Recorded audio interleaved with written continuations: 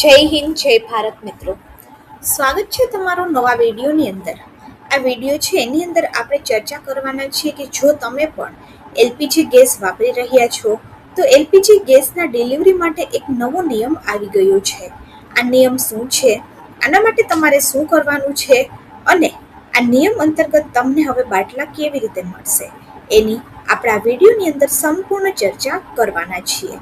એ પહેલાં જો તમે ચેનલની અંદર નવા છો તો ચેનલને સબસ્ક્રાઇબ જરૂરથી કરી દેજો. એલપીજી ડિલિવરીનો નવો નિયમ આવી ગયો છે અને એલપીજી ગેસ સિલિન્ડર ઉપર હવે એક મોટી અપડેટ આવી છે. આ અપડેટ વિશે આપણે આ વિડીયોની અંદર ચર્ચા કરવાના છીએ.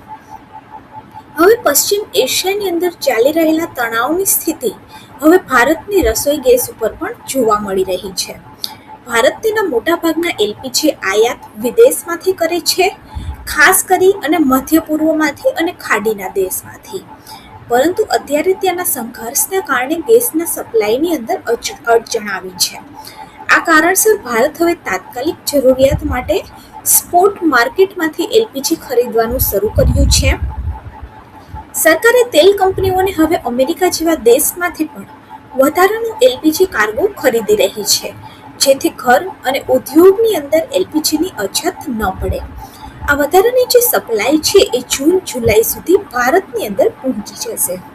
મિત્રો, વાત કરીએ તો ભારતની અંદર એલપીજીની કેટલી જરૂર છે તો ભારતની અંદર દરરોજ એક દિવસની અંદર અંદાજે 80,000 ટન એલપીજી જે છે એ રસોઈની અંદર ઉપયોગ થાય છે. પરંતુ સારી વાત એ છે કે હવે દેશની અંદરનું ઉત્પાદન વધી અને લગભગ 46,000 ટન પ્રતિ દિવસ સુધી પહોંચી ગયું છે. એટલે કે આપણે 50% જેવું ઉત્પાદન દેશની અંદર કરી રહ્યા છે. છતાં પણ હજુ આપણે મોટા ભાગનો જે હિસ્સો છે એ વિદેશથી આયાત કરવો પડે છે. હવે મિત્રો વાત કરીએ તો એલપીજી સિલિન્ડર જ્યારે તમારી ઘરે આવશે ત્યારે તમારા મોબાઈલ નંબર ઉપર તમને એક ડીએસસી નંબર આપવામાં આવશે અને આ નંબર તમારે ડિલિવરી બોયને આપવું ફરજિયાત છે. જો તમે આ નંબર નહીં આપો તો તમને બાટલાની ડિલિવરી નહીં મળે.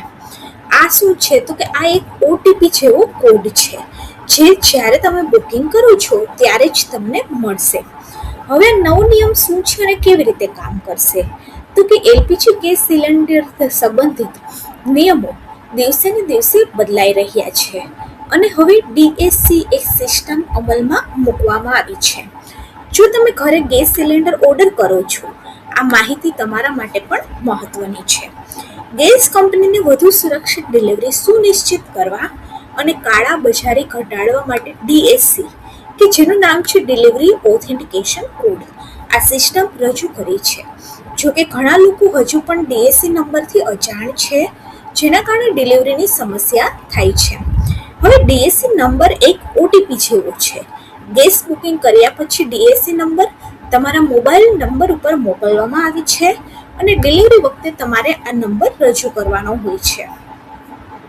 આ નવો નિયમ છે એનો હેતુ છેતરપિંડી અટકાવવાની, ખોટું બિલિંગ અને ગેસ ચોરી જેવી સમસ્યા રોકવાનો છે. હવે આ કોડ વિના ડિલિવરી પૂર્ણ માનવામાં નહીં આવે, જે ગ્રાહકને વધુ સુરક્ષા પૂરી પાડે છે. મિત્રો, વાત કરીએ તો ડીએસસી નંબર એટલે કે ડિલિવરી ઓથેન્ટિકેશન કોડ આનો કોડ છે અને ગ્રાહકને દર વખતે ગેસ સિલિન્ડર બુક કરાવતી વખતે ગેસ એજન્સી દ્વારા આ નંબર મોકલવામાં આવે છે. મહત્વની વાત એ છે કે ઘણા લોકો સિલિન્ડર બુક કરે તો પણ એને આ કોડ ન મળે તો શું કરવાનું એ પણ આપણે હમણાં જોઈશું.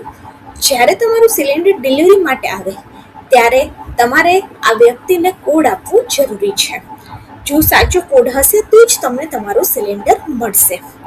હવે આ નંબર કેવી રીતે મળશે તો કે જ્યારે તમે એલપીજી સિલિન્ડર બુક કરો છો ત્યારે ગેસ કંપની તમારા રજિસ્ટર્ડ મોબાઈલ નંબર, એપ્લિકેશન અથવા તો વોટ્સએપ ઉપર આ કોડ મોકલે છે.